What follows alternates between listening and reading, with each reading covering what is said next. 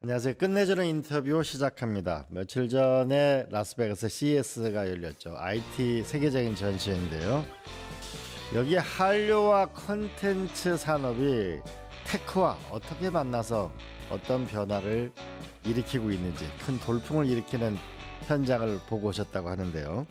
우리 동국대학교 첨단융합과 교수이시자 전 방송통신위원회 또 위원도 지내신 우리 고삼석 우리 교수님 모셨습니다. 안녕하세요. 네, 반갑습니다. 네, 안녕하세요. 네. 교수님 올해 그 CES 다녀오셨죠? 네. 다녀오시니까 CES를 보시고 난 소감? 이걸 한 문장으로 정리한다면 어떤 변화가 있다고 봐야 될까요? 저는 이제 두 문장으로 좀 정리를 하고 싶습니다. 그 두 가지의 큰 변화들이 좀 포착이 됐고요. 첫 번째는 이제 AI가 이제 단순한 기술적 도구 이걸 넘어서 산업 및 경제의 기본 인프라로 지금 자리를 잡고 있다. 기술 수준이 점점 현실로 다가왔다 이런 네, 얘기네요. 그렇습니다. 네. 이제 확산이 되고 있는 것이죠. 그다음에 두 번째는 차이나 쇼크 2.0을 목격했다. 차이나 쇼크 2.0이 시작되었다. 작년에도 그걸 차이나 쇼크였는데. 작년보다도 올해가 훨씬 좀 뭐 규모 면에서라든가 가지고 나온 신기술 면에서는 훨씬 더 좀 충격이 있었다. 좀 이렇게 좀 저는 보고 있습니다. 뒤에 AI 기술은 뒤에 얘기하도록 하고 차이나 네. 쇼크 부분에서 특히 눈에 띄었던 건 뭐 있어요?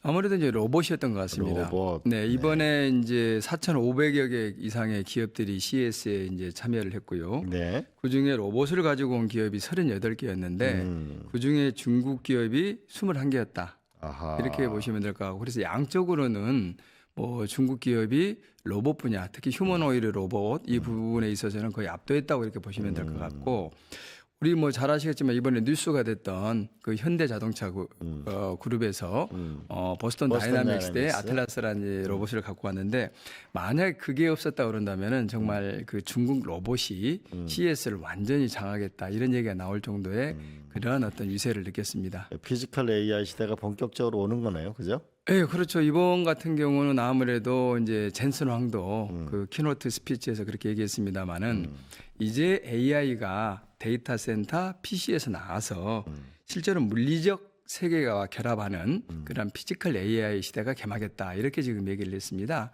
예, 그런 면에서 본다고 그런다면 이제 본격적으로 피지컬 AI 시대가 이제 개막이 되고 또 잘 아시겠지만 이 피지컬 AI라는 게 이제 AI가 탑재된 뭐 로봇이라든가 또 그다음에 모빌리티 분야에 있어서 자동차라든가 이런 거지 않습니까? 예, 예. 뭐 이런 것들이 이제 실생활로 이제 깊이 들어온다 이렇게 지금 보면 될 것 같습니다. 저 로봇도 보니까 저기 정지대 작은 공간 내에서는 움직이지만 마지막 이렇게 막 멀리 움직이는 건 아직 멀었더구만요. 그런데 이제 이번에 지금 저 공개된 그 현대 자동차의 그 아틀라스 같은 경우는 실제로 현대 이제 공장에서는 또 사용이 되고 있고요. 또 그리고 내년에는 이제 시제품들이 나와서 이제 상용화가 되고 2028년부터는 약 3만 대가 제작이 돼서 예, 보급이 될 예정입니다. 빨리 한국에 공장을 차려야 될 텐데. 예, 지금 그게 지금 문제죠. 네, 지금 뭐 보스턴 다이너믹스 빨리 한국에 공장을 차릴 수 있도록 노력해야 됩니다. 자, 이제 본격적인 네네. CES의 컨텐츠 얘기가 좀 많았는데요. 네. 기존 CES와는 달리 영상 미디어 스토리텔링 부분에서 아주 확실히 달라진 변화가 있었다는데 네. 그건 어떤 변화가 있었던가요? 이제 뭐 올해부터 본격적으로 달라졌다기보다도 코로나 팬데믹 이후에 달라졌다 이렇게 지금 분석하는 게 맞습니다. 네네. 왜냐하면은 기존에 이제 그 IT 이제 제품들이 점점 영상을 필요로 하지 않습니까? 그렇죠. 뭐 TV는 더 똑똑해지는 스마트 TV로 가고요. 또 그 다음에 자율주행차 같은 경우는 이제 차량용 엔터테인먼트가 있는 것이고 이러면서 점점 이제 콘텐츠 분야가 강조되고 이제 부각이 됐습니다. 네. 이 트렌드에서 코로나 팬데믹을 거치면서 이제 비대면 경제, 비대면 문화 활동하면서 우리가 알고 있는 OTT가 급격히 또 성장을 했지 않습니까? 그렇죠. 이러한 것들이 이제 테크 기반으로 하는 거죠. OTT 같은 경우, 특히 넷플릭스 같은 경우는 일반적으로 콘텐츠 테크 기업이다. 이렇게 얘기를 하죠. 제작과 유통과 그 다음에 이용자들의 소비까지 전부 그걸 AI 기반의 어떤 기술을 활용해 가지고 지금 현재는 운영을 하고 있는 것이죠. 맞아요. 우리 한국에 그 넷플릭스 CEO가 왔었는데 CEO가 둘이라고 그러더라고요. 네네. 하나는 주로 컨텐츠를 만드는 맞습니다. 쪽하고 한쪽이 기술 쪽. 그래서 난 넷플릭스가 그냥 돈 많이 주고 그냥 이렇게 하는 줄 알았더니 그게 아니고 넷플릭스가 갖고 있는 기술이 어마어마한 기술을 갖고 있다고 맞습니다. 봐요. 소비자 자체를 지금은 이제 개인화를 넘어서 콘텐츠 추천을 하는 개인화 단계를 넘어서 초개인화 단계죠. 쉽게 말하면 나도 나의 어떤 욕구, 니즈를 모르는데 넷플릭스에서 나온다는 거죠. 왜? 내가 이용하는 그런 콘텐츠 이용 행태, 이용 시간, 이용 매체를 보고 아, 이 사람은 이때는 이런 콘텐츠, 이런 서비스를 원하구나 하는 걸 아는 그런 어떤 초개인화 단계를 넘어갔고요. 그게 가능한 게 바로 빅데이터와 우리 유튜브 자꾸 검색하면은 찾아오듯이 넷플릭스도 자꾸 검색하면은 추천 영화가 나오잖아요. 네, 그렇죠. 뭐 저보다 더 넷플릭스라는 회사가 이런 영화 마음에 들어요. 이렇게. 네, 네, 맞습니다. 자, 그리고 엔터테크, 그러니까 테크, 엔터테인먼트의 테크가 결합되는 시대가 열리고 있다. 네. 그러면 AI가 오게 되면 컨텐츠 제작 방식이 근본적으로 바뀌게 되나요? 어떻게 되나요? 다 바뀌죠. 지금 이제 최근에 이제 국내에서도 네. 과학기술정보통신부가 지상파, 그다음에 이제 그 종편 그리고 일반 PP들 대상으로 조사한 자료가 있습니다. 네. 그랬더니 우리가 흔히 이제 프리프로덕션이라고 그러죠. 콘텐츠를 기획하는 단계 그리고 제작하는 프로덕션 단계 컨텐츠 기획하는데 제작하는 단계. 그다음에 포스트 프로덕션 이제 CG라든가 이런 거 이제 입히는 과정이죠. 그리고 또 하나 거기서 이제 플러스하면은 마케팅 단계. 네. 이 모든 단계에 지금 AI를 활용을 하고 있습니다. 네, 그러다 보니까 이미 그런 어떤 워크프로라고 그러죠. 이제 프로덕션 그런 전 과정에 AI가 지금 사용되고 있다 이렇게 보시면 되겠고 그 AI를 통해서 제작 시간의 단축이라든가 제작비의 감소, 절약 뭐 이런 것들이 이제 나타나고 있습니다. 특히 이제 이번에 보니까 참 놀랍더라고요. 작년에는 계속해서 이제 AI를 할리우드도 제작 현장에 어떻게 적용할 것이냐 이게 이제 논점이었다면 이번 같은 경우는 그 정말 완성도 높은 콘텐츠를 AI를 활용해서 어떻게 만들어낼 것이냐 하는 게 네. 가장 큰 이제 그 논점이었고 광고 같은 경우는 거의 하루 만에 이제 만듭니다. 그러니까 시간이 엄청 이제 많은 시간이 이제 단축이 되고 당연히 그러다 보면 이제 광고 제작비가 또 절감이 되겠죠. 예, 예. 그러니까 지금 말씀하신 부분은 그러니까 사전에 기획, 제작, 그다음 CG 만드는 거, 마케팅까지가 전 영역에서 AI라는 것이 그 문화 상품이라고 그럴까요? 그걸 만드는데 콘텐츠죠, 네. 콘텐츠를 만드는데 전부 이용되고 있다. 네. 그렇군요. 그래서 그 이제 용어의 정의가 필요합니다. 아시겠지만 예전에는 콘텐츠 테크놀로지라고 그래서 CT라는 용어를 많이 썼거든요. 그런데 지금은 미국 같은 경우는 엔터테인먼트하고 테크놀로지의 결합을 의미하는 엔터테크 개념으로 이제 많이 사용이 되고 있습니다. 즉 엔터테인먼트 콘텐츠를 비롯한 엔터테인먼트 영역에 AI를 비롯한 첨단 기술을 접목시켜서 새로운 콘텐츠를 만듭니다. 예를 들어서 디지털 휴먼이라든가 그다음에 온라인 공연 같은 이런 이제 새로운 콘텐츠가 형성이 됩니다. 예. 또 그를 통해서 고부가가치를 창출하게 되겠죠. 아무래도 이제 투자비 대비 여러 가지 면에서 이제 효과가 더 나타나는 것이고요. 또 그러다 보면은 밸류체인 전체 기획과 제작과 유통, 소비 단계까지 이제 밸류체인 상에서 있어서 효율성이 더 올라갑니다. 그러다 보면 이것이 전체적으로 하나의 밸류체인 생태계를 이제 구축한다 이렇게 지금 보시면 될 것 같습니다. 거기서 아주 눈에 띄는 어떤 사례 같은 게 있던가요? 어떤 거? 네, 앞서 말씀드렸듯이 가장 큰 사례는 이제 과거에는 이제 그 할리우드의 메인 이제 스튜디오라고 그러지 않습니까? 대형 제작사들 이런 데서는 아무래도 이제 노조의 문제도 있고요. 또 사회적으로 민감한 문제 때문에 콘텐츠를 제작을 실제로 하지 않았어요. 네. 그러니까 사전에 기획하는 단계에서 쓰거나 아니면 뒤에 끝나고 이걸 이제 뭐 마케팅을 한다거나 하는 이런 단계에 썼는데 지금 이제 작년에 가장 큰 변화 중에 하나는 작년에 넷플릭스 콘텐츠에 생성형의 AI를 통해서 만들어졌던 영상을 죄송합니다. 바로 그 드라마에 직접 삽입을 했다. 이게 큰 변화였죠. 어떤 드라마? 제가 제목까지는 그렇습니다만은 저 남미에서 만들었던 넷플릭스 드라마에 직접 건물이 붕괴되는 그 장면을 직접 하게 되면 아무래도 이제 시간도 비용도 많이 들지 않습니까? 어마어마한 비용이 들죠. 그래서 그걸 생성형 AI를 통해서 이제 만들어 가지고 드라마에 끼워 넣었다. 알겠습니다. 이렇게 보시면 제가 됩니다. 한 몇 년 전에 그 한 그 영화 하는 그 CG 네네. 이런 데 거기 갔었는데 그분이 앞으로 세상이 좀 더 바뀌게 되면 초상권만 사면은 네네. 아마 그 배우 없이 네. 모든 영화 게임까지 다 만들 거다. 이제 그런 세상. 초상권과 보이스입니다. 그렇죠. 오디오까지 목소리까지. 예, 네. 비디오와 오디오를 이제 만약에 확보를 하게 되면 음. 그 배우가 없이도 지금 그러니까요. 완전 똑같은 예. 그런 영상을 그런 만들 수가 얘기하더라고. 있습니다. 뭐 인도의 옛날 영웅 뭐 돌아가셨지만 네네.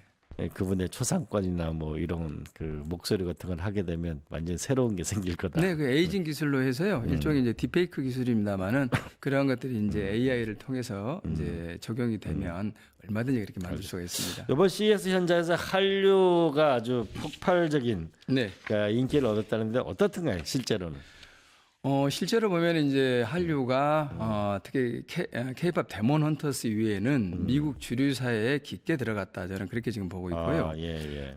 이번에 이제 제가 가서 현장에서 물론 공식 행사는 아니었습니다만은 K 엔터테크 포럼에서 넥스트 K 웨이브 이니셔티브를 발표를 했습니다. 물론 그 자리에는 이제 네바다주 정부 경제청장도 오시고 또 그 다음에 우리 저 방송협회장께서도 오시고 또 그 다음에 문화부와 또 방통위 국장들께서 오셔서 축사를 하고 또 그리고 이제 그쪽에 이제 실감 영상이 가장 발전되어 있는 대학이 라스베가스 이제 네바다 주립대 라스베가스 캠퍼스 네. UNLV입니다. 네. 네, 이런 이제 대학들까지 다 참여해가지고 대단히 큰 관심을 가졌다 이렇게 지금 보시면 될 것 같습니다. 그 자체가 그리고 참 이제 한 가지 빠뜨렸습니다만은 미국에서 가장 큰 미디어 그룹인 싱클레어 CTO까지 참석을 해가지고 이 논의 과정에 그 함께 할 정도면 네네. 사실 한류에 대한 관심이 미국의 정부라든가 그 다음에 주류 방송이라든가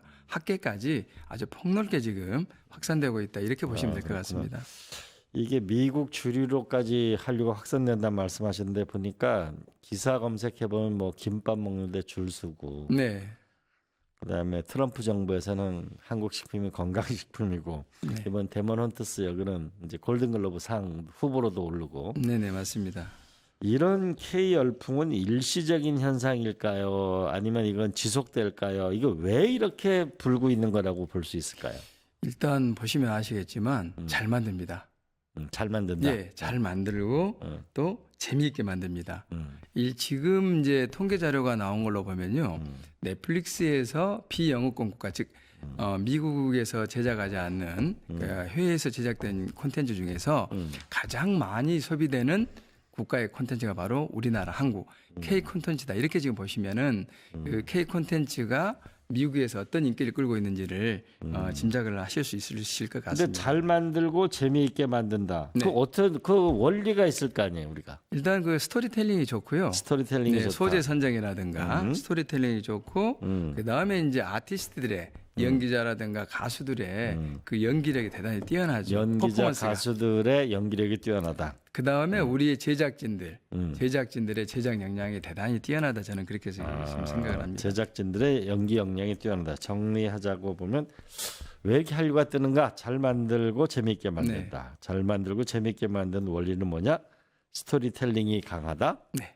두 번째는 아티스트의 역량들이 배우들의 역량이 강하다. 네. 제작자들의 또한 역량도 강하다. 이렇게 정리해 주셨네요. 네네 그렇습니다. 그리고 무엇보다 아까 이제 스토리텔링이 가장 중요하거든요. 콘텐츠에서는. 그런데 우리의 지금 스토리텔링이라는 것은 한국 문화의 특수성과 글로벌 어떤 보편성이 지금 절묘하게 조화를 잘 이루고 있는 것 같습니다. 동양과 서양을 융합할 수 있는 거의 유일한 나라죠. 우리가. 네, 그래서 그러한 부분들이 해외 각국의 그 K 컬처 수용자들에게 잘 수용이 되고 있다 이렇게 저는 생각을 합니다. 네, 이 교수님 제가 이게 넥스트 한류라는 이 책을 보니까 네. 이 책을 광고하면 안 된대요. 이게 법상. 네, 논의는 가능합니다. 제가 방통위원이었지 않습니까? 이 책을 주제로 해서 토론하는 건 가능합니다. 아, 알겠습니다. 근데 여기 제가 조금 반은 다 읽어보지 못했는데 네. 보니까 이 한류라는 부분이 다음 단계로 공진화해야 된다. 네네, 이게 그렇습니다. 한류의 한계를 넘어서야 된다. 이런 이 공진화라는 게 무슨 얘기예요? 공진하는 이제 단어 그대로 함께 발전하자는 겁니다. 함께 발전한다. 그러니까 예를 들어 지금 함께할 공, 나아갈 진. 예. 그러니까 우리 한국 콘텐츠를 제작하고 보내는 한국과 그걸 수용하는 국가들의 국가와 국민들, 기업들이 같이 이제 발전하자는 건데. 윈윈하자 이런 얘기네요. 그래서 지금까지는 이제 아시겠지만 주로 한국의 콘텐츠가 동남아시아에 가장 많이 지금 현재 그 수용이 되고 있고 또 그리고 이제 중동으로 많이 확산이 됐고요. 그래서 그 나라를 보게 되면 자국도 한국처럼 콘텐츠 산업을 발전시키고 싶어 합니다. 콘텐츠 수출과 수입의 관계를 넘어서 네. 함께 발전하는 것이죠. 그러니까 인재도 양성하고 산업도 발전시키고 또 문화교류도 하고 이런 것들을 원하는데 아무래도 우리 쪽 입장에서는 콘텐츠를 많이 수출하면 좋기 때문에 그 기조를 수출, 진출, 확산 이런 기조를 현재도 유지를 하고 있다 저는 그렇게 봅니다. 그래서 문화 강국을 표방하는 이재명 정부에서는 이러한 어떤 한류를 적극적으로 수용하고 유용해주는 그런 국가, 국민들, 이용자들과 함께 발전할 수 있는 그런 어떤 뭐 방법들을 찾아보자. 그래서 그들을 소비와 생산과 소비의 관계가 아니고 판매와 구매의 관계가 아니라 문화적 파트너십을 형성하자 하는 게 이제 첫 번째고요. 제가 이번에 미국 가서 제안했던 것은 K-팝 데몬 헌터스 사례를 보니까 그리고 넷플릭스와 한국 콘텐츠의 관계를 보니까 한국과 미국도 공진화할 수 있겠다. 그래서 교수님이 엔터테크 얼라이먼스가 필요하다. 한국과 맞습니다. 미국 기업에 네.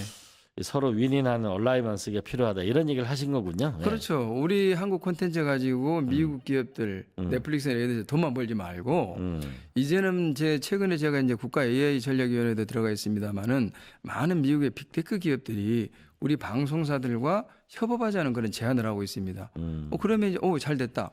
한국과 미국의 콘텐츠 기업, AI 기업, 테크 기업 이런 데가 같이 한번 같이 발전할 수 있는 그런 어떤 그 방법들을 찾아보자. 그 제안을 이번에 제가 라스베가스 가서 하고 왔습니다. 알겠습니다. 여기 또 하나 보니까 그 SBS가 이번에 컨텐츠가 미국 지상파를 통해 첫 송출된다는 그런 굿 뉴스도 있던데 그 내용은 어떤 거예요? 네, 그동안 한국 채널들이 이제 LA 지역이나 그다음 뉴욕 지역에서 이제 부분적으로 이제 송출은 됐습니다. 그리고 우리나라의 드라마라든가 이런 콘텐츠들이 넷플릭스 같은 OTT를 통해서 나간 적은 있습니다만은 이번에 미국의 이제 싱클리어는 미국 최대의 미디어 그룹입니다. 미국 전역에 약 180개 이제 로컬 방송국을 갖고 있는데 거기에서 K 콘텐츠를 중심으로 해서 K 컬처 채널을 한번 만들어 보고 싶다. 그렇게 해서 이제 우리 SBS하고 MOU를 체결하게 됐고요. 현재로서는 이제 그 올 가을쯤에 K 컬처 채널을 론칭하겠다는 게 목표이고요. 그렇게 되면은 미국 전역의 약 80%를 지금 커버한다. 커버리지가 80% 정도다.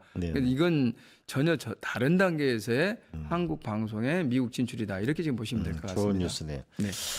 그러면 이 엔터테크 그중에 테크 부분에서 결국 AI 부분에서 문화 강국이 어떻게 만날 건가라는 이런 걸 한번 생각해 봐야 될 텐데 첫 번째로 제가 이제 조사를 해보니까 그 노무현 대통령 시절에 이제 한미 FTA를 한다니까 영화 산업이 다 죽는다 이래가지고 영화인들이 막 광화문에 왔는데 오셔가지고 시위도 했는데 당시 문화 펀드를 한 4천억을 만들어가지고 영화를 지원하면서 굉장히 많은 한국 기업이 나왔잖아요. 네네 맞습니다. 그러면은 왜 넷플릭스에 자꾸 갑니까? 이창동 감독님도 이번에 그 펀드를 투자를 못 받아가지고 넷플릭스 가신다 그러더라고요. 그래서 우리가 문화 강국을 지향한다면 문화 펀드를 적어도 1, 2조 정도 우리가 만들 필요 있는 거 아닌가? 그건 그렇습니다. 어떻게 생각하세요? 저도 그렇게 생각을 하고요. 일단 제가 봤을 때는 우리는 이제 김대중 정부, 노무현 정부를 거치면서 사실 문화 산업이 융성했죠. 그래서 그 결과가 지금 현재 한류로 지금 나타나고 있습니다. 그다음에 그때 당시에 상당히 많은 재원들을 조성을 했습니다, 실제로. 근데 그때 보면은 이제 영화라든가 과거에 이제 그런 쪽으로 이제 많이 이제 흘러갔죠. 그래서 제가 요즘 이제 주장하는 게 뭐냐면은 국내 경제 규모로 보면 콘텐츠 제작 재원이 없는 게 아닙니다. 없는 게 아니라 이걸 어떻게 여하이 효율적으로 배분하느냐. 이 배분 구조가 저는 문제라고 생각을 하고요. 또 다른 하나는 그 배분 구조 중에서 이 광고가 상당히 중요한 역할을 합니다.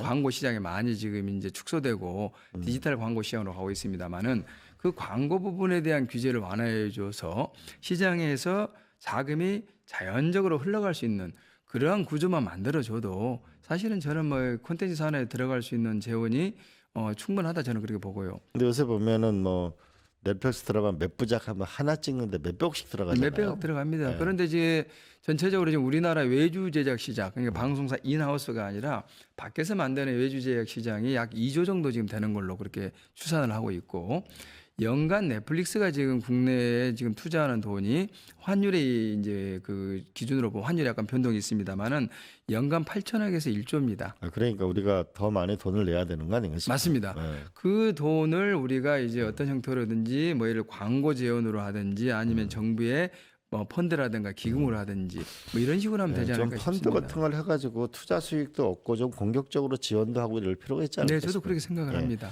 두 번째로 제가 또 뭐가 문화 강국이 되면 필요합니까? 제가 또 전문가에 여쭤보니까 이 오징어 게임이나 스튜디오, LED 기반의 그러니까 첨단 기술 기반의 스튜디오를 해달라. 네, 오징어 게임도 이게 대전에서 만든 문광부에서 만든 네. 스튜디오에서 했는데 네. 이게 사실 첨단 스튜디오는 비싸잖아요. 그게 지금 현재로서는 좀 큰 숙제입니다. 예. 그러니까 아레나 뭐 예를 들어 5만 명 이상의 그 관중이 이제 집계갈 수 있는 대형 공연장이 또 없습니다. 네. 한류의 나라, K-팝의 나라에 5만 명 이상의 관중이 들어갈 수 있는 그런 경기장, 이제 공연장이 전용 공연장이죠. 그게 지금 없다는 게 하나가 문제이고요. 근데 두 번째는 지금 콘텐츠하고 AI 같은 엔터테크의 시도를 진입을 하는데 이런 몰입형 공연장도 없다는 거. 그것도 지금 문제입니다. 예, 이런 것들을 지금 현재 정부에서 좀 최소한 그런 것들은 이제 이 뭐랄까 예산이 좀 많이 투여돼야 되기 때문에 공공재로서 이제 정부가 좀 주도적으로 투자를 좀 해야 될 필요가 있습니다. 여쭤보니까 뭐 LED를 전용으로 쓸 수 있는 게 보면 한 평당 1억 정도 들어간다고 들어 스튜디오가. 네네 그렇습니다. 그러니까 그런 부분에서의 이 엔터테크 길을 가려면 결국 이런 거는 투자를 해줘야 네. 그죠? 우리 과거 이제 영화진흥공사가 저기 옛날 예, 경기도 남양주에 했듯이 네. 이제는 그 수준을 넘어서 네.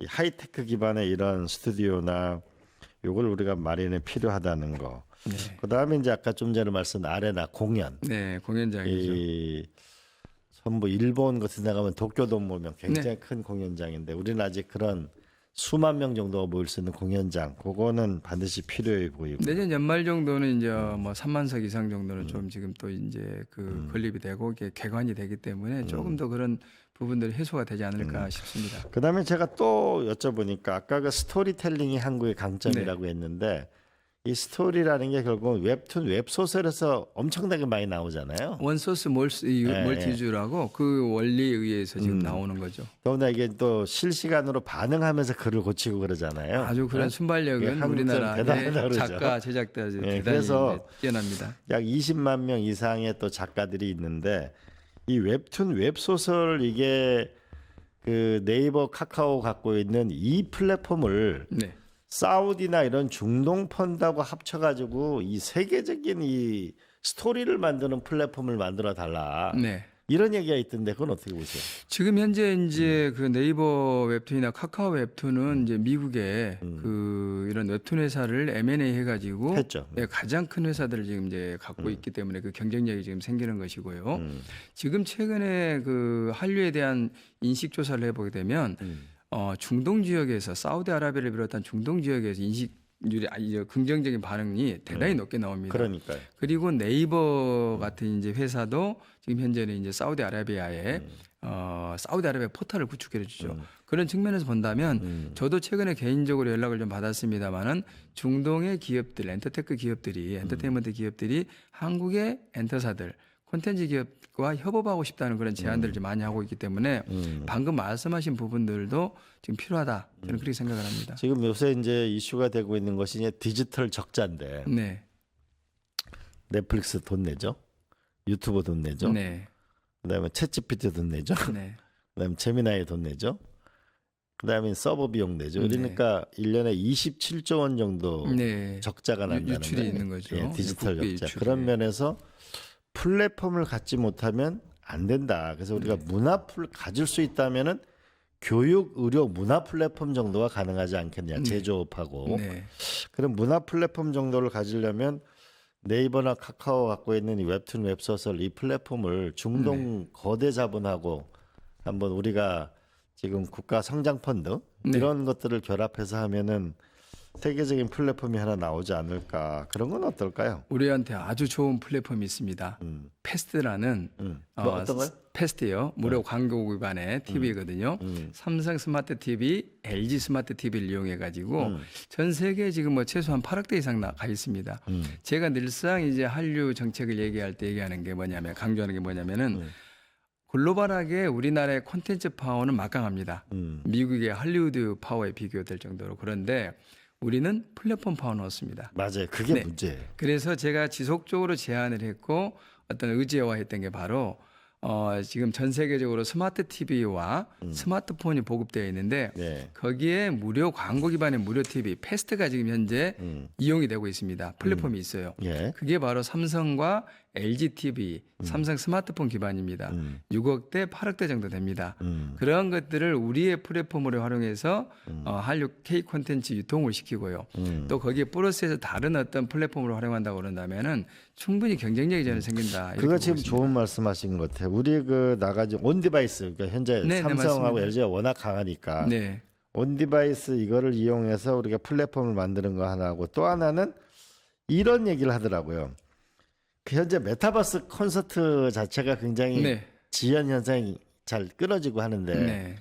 이거를 초저지연의 가상 콘서트를 세계 최초로 모두 모여서 하나 만들어 보는 네, 네. 그럼 맞습니다. 어떻겠냐. 지금 실제로 우리나라 그 저 디지털 그 아이돌 그룹들 버추얼 휴먼으로 해서 이제 플레이브 같은데 MBC 자회사가 만들었는데 이 플레이브가 이제 뭐 온라인 공연을 하게 된 경우 그다음에 오프라인 공연도 마찬가지입니다. 오프라인에서 네. 이제 특수한 이제 그 공연 이제 시설에서 하는데 거의 매진입니다. 순회 공연하면 그러니까 그 정도로 수요가 있다는 것이죠. 그렇죠. 네.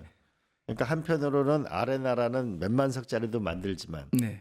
또 한편으로는 이 8만 대 8는 온 디바이스를 통해서도 하고 네. 또 하나는 메타버스라는 이거를 최저지연 기술 같은 걸 구현해 가지고 이런 걸 하게 되면 한국이 플랫폼을 가지면 더 강력해지지 않을까. 저는 반드시 플랫폼 전략은요 필요하다고 저는 보고요. 다만 지금 뭐 예를 들어서 넷플릭스 같은 콘텐츠 유통 전용 플랫폼을 지금 사실은 구축하기는 상당히 좀 부담이 되는 상황 맞습니다. 차라리 그러한 어떤 정책적 노력을 이런 우리가 가지고 있는 디바이스, 스마트 TV라는 이런 디바이스, 스마트폰이라는 디바이스를 통해서 맞아요. 구축을 하게 된다면은 일정 정도 효과가 저는 있다 그렇게 봅니다. 네, 맞아요. 그렇게 하고 이제 조사를 해보니까 이게 이제 보는 OTT 기반의 이거는 구독 축소를 44%가 한다고 그러고 이제는 네네. 70%가 콘텐츠 제작과 참여하고 싶은. 예, 맞습니다. 그러니까 지금 아까 제가 말씀드렸습니다만은 AI를 통해서 지금 하는 게 그 네. 이용자들의 어떤 이용 습성이라든가 니즈를 실시간으로 제작에 반영을 하는 것이고 지금 보게 되면은 소셜 미디어를 넘어서 소셜 비디오의 시대로 돌아갑니다. 우리가 젤파 세대라고 그러죠. 네. Z 세대, 알파 세대 같은 경우 특히 이제 그렇죠. 거기에서 지금 이제 중학교 1, 2학년 미만의 알파 세대 같은 경우는 이미 미국 같은 데서는 소셜 미디어를 통해서 영상을 보는 비율이 50%를 넘어갑니다. 그렇죠. 그 세대는 OTT도 안 봅니다. OTT를 안 보는 게 아니라 OTT보다도 소셜 미디어를 통해서 영상을 소비하는 비율이 훨씬 높게 나오기 때문에 앞으로 점차적으로 그런 어떤 개인의 니즈, 개인의 미디어 이용 행태를 반영하는 그러한 전략들이 좀 필요하지 않나 이렇게 생각을 합니다. 네. 자, 교수님. 네.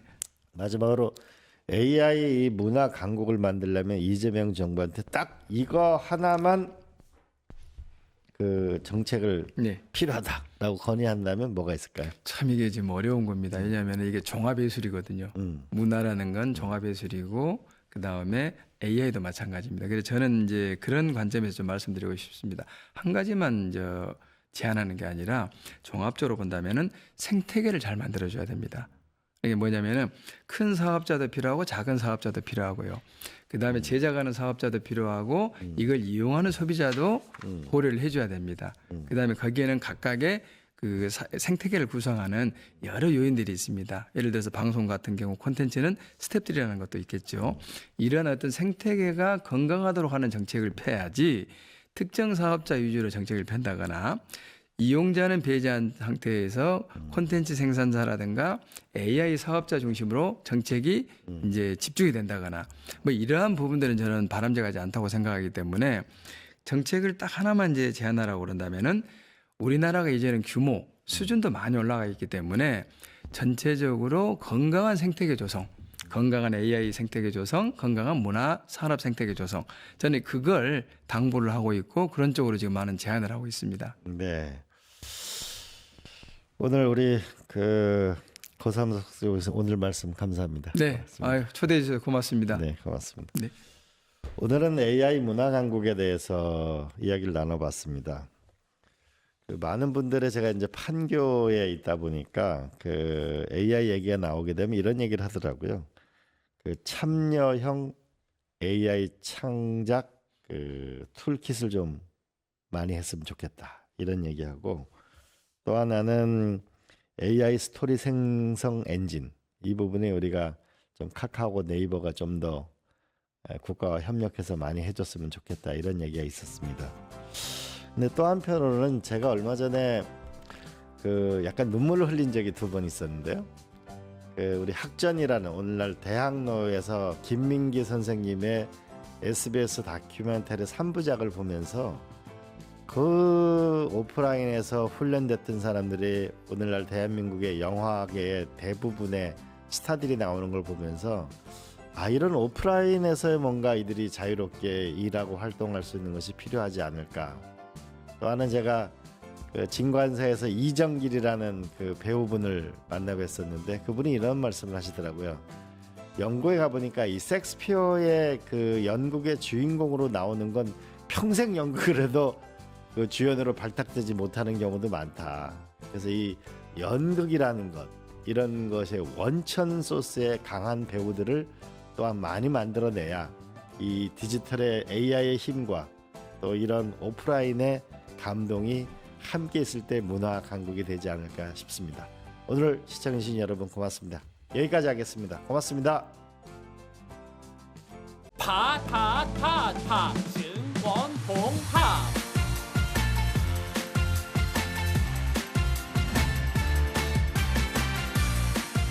이제 저녁 8시 30분 퇴근 후 퀴즈 한판